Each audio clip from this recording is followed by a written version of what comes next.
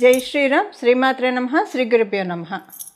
2025 సంవత్సరం అక్టోబర్ 19వ తారీఖు నుంచి 2025 సంవత్సరం అక్టోబర్ 25వ తారీఖు కూడా ఈ వారం యొక్క గోచార స్థితిగతులు, అలాగే గోచార స్థితిగతులను అనుసరించి ద్వాదశ రాశుల వాళ్ళకి, ద్వాదశ లగ్నాల వాళ్ళకి ఫలితాలు.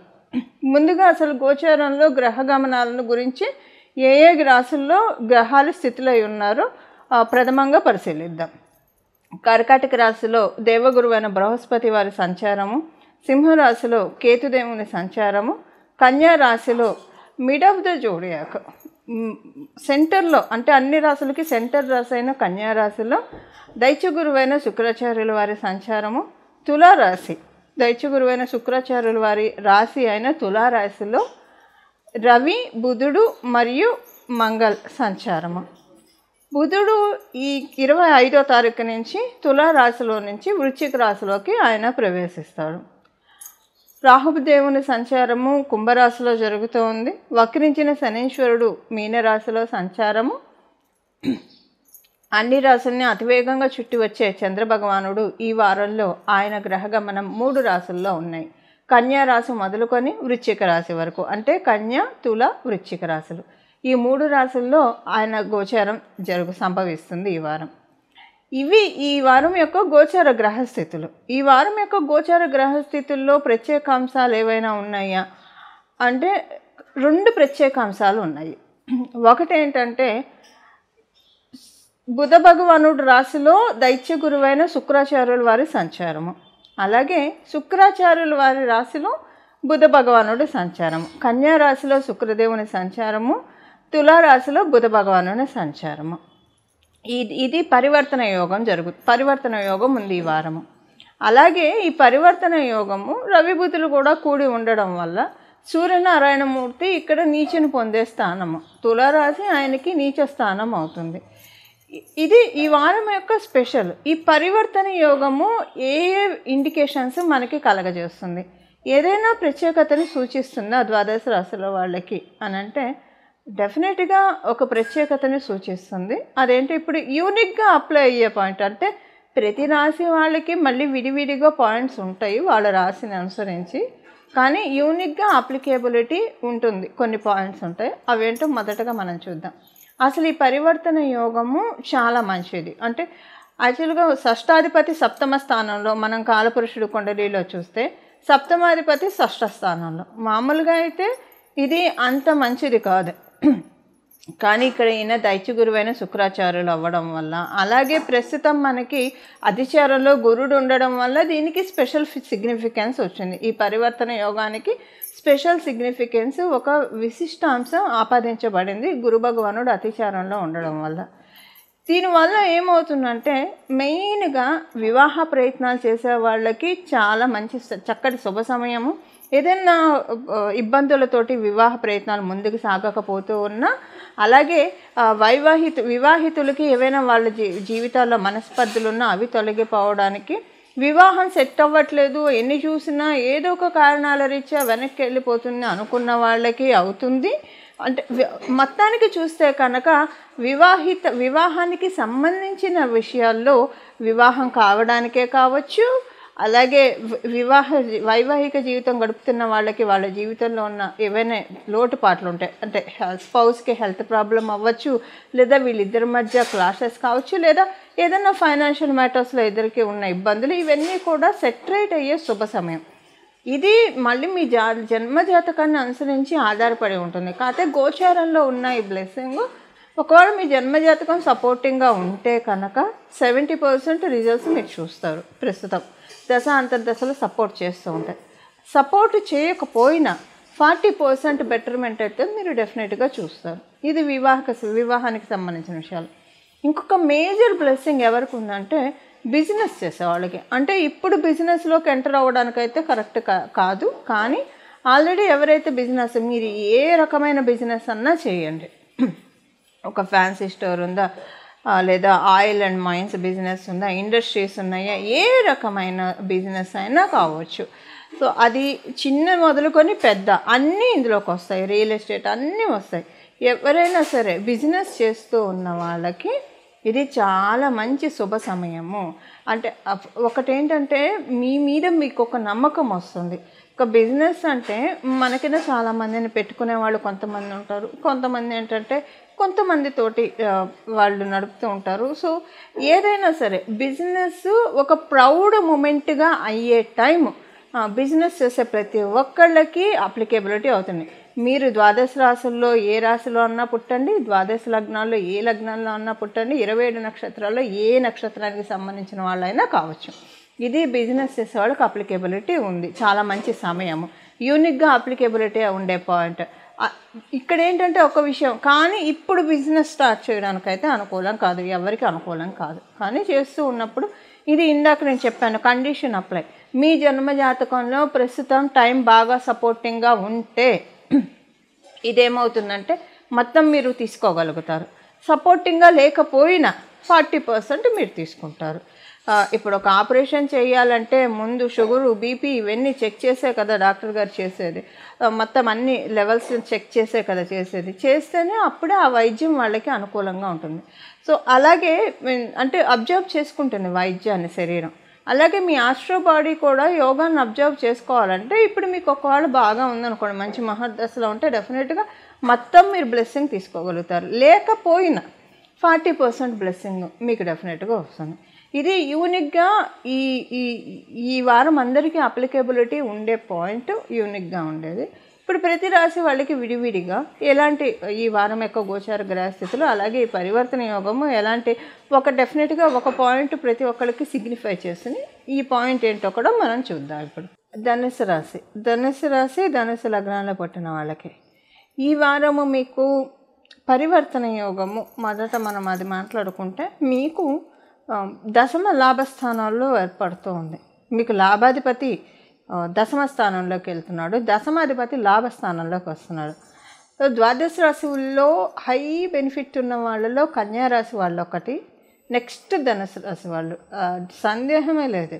చాలా మంచి సమయం. బెనిఫిట్ అయ్యే రాశుల్లో కన్యారాశి, తర్వాత నిస్సందేహంగా మీ ధనుసు రాశి వాళ్ళకి ఈ వారము సోషల్ నెట్వర్క్ బాగా పెరుగుతుంది, పబ్లిసిటీ బాగా ఉంటుంది మీకు.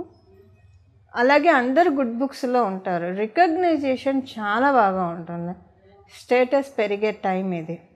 మీరు ఏ రంగంలో ఉన్నా ఉండనండి, మీరు ఉద్యోగస్తులు అవ్వచ్చు, వ్యాపారస్తులు అవ్వచ్చు, మీ స్థాయి మారిపోతూ ఉంది. ఇప్పుడు మార్పు చెందుతూ ఉన్నారు. మీ జీవితం యొక్క స్థాయి, కెరియర్లో ఉన్న వాళ్ళకి మీ స్థాయి మారే శుభ సమయం ఇది, చాలా బాగా ఉంటుంది. విద్యార్థినులకి కూడా బాగుంది ఈ వారము.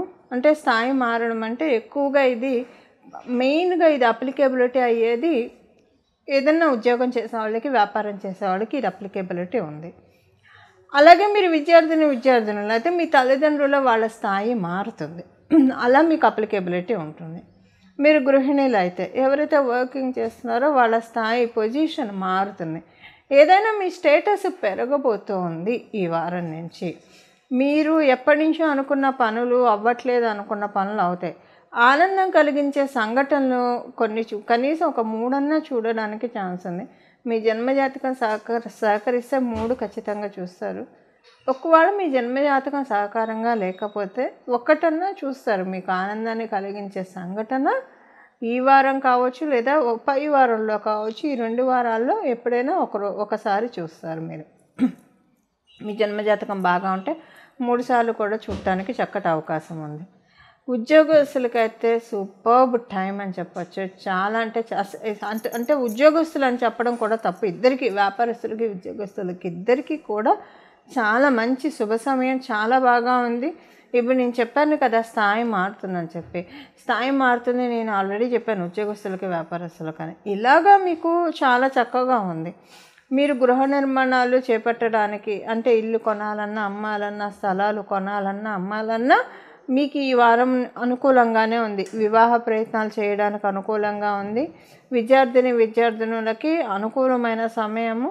డిబేట్స్ ఇలాంటివి ఉంటే కనుక పాల్గొనండి. కాంపిటీషన్స్ ఏమైనా ఉంటే వాటిల్లో పాల్గొనండి. డెఫినెట్గా గెలుపు మీదే అవుతుంది విద్యార్థినులకి. అలాగే ఎవరైనా సరే మీ ఉద్యోగంలో ఏమన్నా సెమినార్స్ అవి కండక్ట్ చేస్తుంటే అటెండ్ అవ్వడానికి ప్రయత్నించండి. మీరు లైమ్లైట్లోకి వెళ్ళే టైం ఇది. ఏదైనా మీటింగ్స్ పెట్టిన ఆఫీసు తరఫున స్కిప్ అవ్వకుండా ఈ వారం అటెండ్ అవ్వండి. మీరు సెమినార్స్ ఇవి ఏమున్నా సరే, అది ఉద్యోగస్తులకు కావచ్చు, వ్యాపారస్తులకు కావచ్చు, మీటింగ్స్, సెమినార్స్ ఏవి పెట్టినా సరే స్కిప్ అవ్వకుండా అటెండ్ అవ్వండి.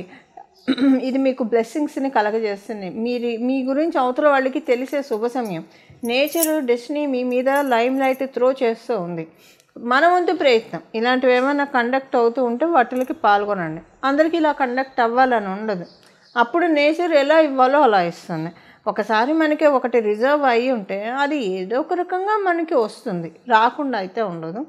ఇది ఈ వారం యొక్క గోచర గ్రహస్థితుల ఫలితాలు ధనుసు రాశి, ధనుసు లగ్నాల్లో పుట్టిన వాళ్ళకి. చూసారు కదండి.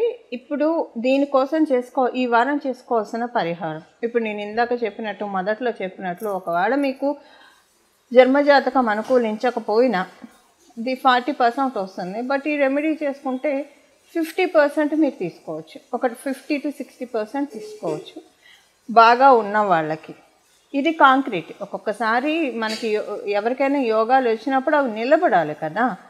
ఇప్పుడు మనం ఎంతోమందిని చూస్తూ ఉంటాం, సడన్గా రైజ్ అయిపోతారు, మళ్ళీ పడిపోతారు. సో అప్స్ అండ్ డౌన్స్ చూడకుండా, అంటే అప్స్ అండ్ డౌన్స్, అప్స్ ఉన్నప్పుడు డౌన్స్ ఉంటాయి. బట్ అప్ ఉన్నప్పుడు డౌన్కి రాకుండా అక్కడి నుంచి కంటిన్యూ అవుతూ వెళ్ళగలగాలి. ఇప్పుడు యోగము ఇప్పుడు వస్తుంది ప్రతి ఒక్కళ్ళకి, బిజినెస్ చేసే వాళ్ళకి కావచ్చు, వివాహితులకి. కానీ దాన్ని నిలబెట్టుకోవడానికి మళ్ళీ నెక్స్ట్ డేస్లో కూడా కంటిన్యూ అవ్వడానికి జన్మజాతకం బాగున్న వాళ్ళకి ఇది ఇంకా కొంచెం ఎక్కువగా తీసుకోవడానికి ఇప్పుడు ఏం పరిహారం చేయాలో మనం చూద్దాం. దీనికి చేయాల్సింది ఏంటంటే, ఈ వారం అంతా కూడా మీకు వీలుంటే సాయంత్రం పూట 6 నుంచి 8 లోపల మీ ఇంటి దగ్గర మహాలక్ష్మి అమ్మవారి ఆలయం ఉంటే ఆలయ సందర్శనం చేసుకొని రావాలి. సపోజ్ మీ ఇంటి దగ్గర మహాలక్ష్మి అమ్మవారి ఆలయం లేదు, ఏ అమ్మవారి ఆలయం ఉన్నా పర్వాలేదు, గ్రామ దేవత అయినా పర్వాలేదు, వెళ్ళి అక్కడ దర్శనం చేసుకొని అక్కడ ఉన్న దేవిలో శ్రీ మహాలక్ష్మి అమ్మవారిని స్మరించుకొని దండం పెట్టుకొని రండి. ఎందుకంటే అమ్మవార్లు అందరూ ఒకటే కాబట్టి ఆ అమ్మవార్ల శ్రీలక్ష్మి అమ్మవారిని చూడండి. ఈ ప్రాక్టికల్గా మనం చూస్తే ఉద్యోగం చేసే వాళ్ళకి కొంతమందికి ఇది ప్రాక్టికల్గా ప్రతిరోజు, ఎందుకంటే వాళ్ళు ఇంటికి వచ్చేప్పటికి 9 అయ్యే వాళ్ళు ఉంటారు. ఇలా కొంతమందికి సాధ్యపడకపోవచ్చు. సాధ్యపడిన వాళ్ళు ఇది చేసుకోవచ్చు. సాధ్యపడని వాళ్ళు ఏం చేయాలో ఇప్పుడు మనం చూద్దాం. సాయంత్రం పూట 6 నుంచి 6:30, ఇంకా కుదిరితే 7 లోపల అమ్మవారికి సంబంధించిన ఈ నామాన్ని జపించండి. ఇప్పుడు మనం తెలుసుకోబోయే నామాన్ని జపించడం వల్ల మంచి లక్ష్మీ కటాక్షాన్ని అతి శీఘ్రంగా పొందడానికి చక్కటి అవకాశం ఉంటుంది. ఇప్పుడు మనం జపించాల్సిన నామం ఏంటో మనం చూద్దాం. ఇది మనసులో ఒక 1 hour పాటు 6 to 7 ప్రతిరోజు సాయంత్రం పూట జపించాలి. అదేంటో ఇప్పుడు మనం చూద్దాం. శ్రీ మహాలక్ష్మే నమః, బిల్వ నిలయాయ నమః, శ్రీ మహాలక్ష్మే నమః. శ్రీ మహాలక్ష్మే నమః, బిల్వ నిలయాయ నమః, శ్రీ మహాలక్ష్మే నమః. శ్రీ మహాలక్ష్మే నమః, బిల్వ నిలయాయ నమః, శ్రీ మహాలక్ష్మే నమః. ఈ నామంతో ఇప్పుడు నేను చెప్పిన ఈ నామం, ఈ 3 నామాలు ఏవైతే ఉన్నాయో ఇది ప్రతిరోజు సాయంత్రం మీరు ఒకవేళ టెంపుల్కి వెళ్ళినా ఈ నామం చెప్పించవచ్చు, చాలా మంచిది. టెంపుల్కి వెళ్ళలేని వాళ్ళు ఈ వారం అసలు ఎప్పుడు కూడా సాయంత్రం పూట ఈ నామాన్ని 6 to 7 మధ్యలో జపిస్తే మంచిది. లేదా కనీసం ఒక 15 నిమిషాలైనా కేటాయించి మానసికంగా జపం చేసుకోండి. అద్భుతమైన ఫలితాలు శ్రీ మహాలక్ష్మి అమ్మవారి కృపా కటాక్షాల చేత, లక్ష్మీనారాయణ కృపా కటాక్షం చేత, అలాగే గౌరీ శంకరుల కృపా కటాక్షం చేత, సరస్వతి అమ్మవారి కృపా కటాక్షం చేత చక్కగా మన జీవితంలో ఆనంద గంటికల్ని మోగించుకోవటం అనడంలో ఏమాత్రం సందేహం లేదు. ఇవి ఈ వారం యొక్క ఫలితాలు, అలాగే చేసుకోవాల్సిన పరిహారము. ఇలా మనమందరం కూడా అమ్మవారి కృపకి పాత్రులు అవ్వాలని చెప్పి మనస్ఫూర్తిగా మనందరి తరఫున అమ్మవారిని నేను కూడా ప్రార్థిస్తూ మంగళం. నమో భగవతే వాసుదేవాయ.